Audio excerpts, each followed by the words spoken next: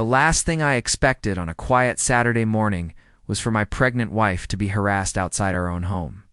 Yet that's exactly what happened when the self-appointed queen of the neighborhood, HOA Karen, decided she was the gatekeeper of who belonged in the community. It started when my wife, nearly 8 months pregnant, went for a short walk to stretch her legs. She was barely at the corner of our street when Karen stormed out, hands on her hips, demanding to know what she was doing there. My wife calmly explained she lived just 3 houses down. It wasn't good enough for Karen. She sneered and insisted, "Show me your ID. Prove you belong here."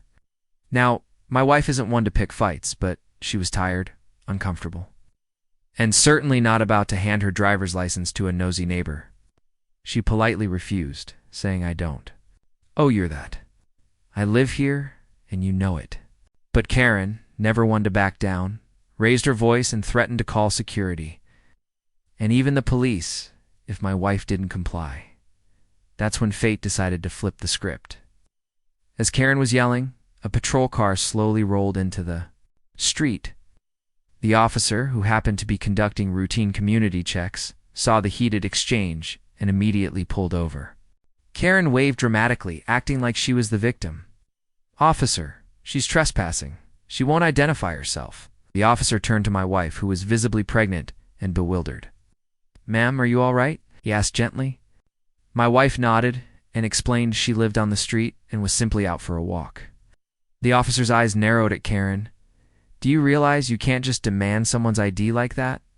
"That's not how the law works," Karen stammered, trying to justify herself, but the officer cut her off. "We've had enough complaints about you harassing residents. If you keep this up, it could be considered harassment or even impersonating." "Authority, do we need to take this further?" Karen's face drained of color. She mumbled something about just trying to protect the neighborhood and hurried back to her house. Slamming the door behind her, the officer walked my wife back. Holman assured her that the police were well aware of Karen's antics. "Don't let her intimidate you," he said. "She has no authority over you or anyone else here."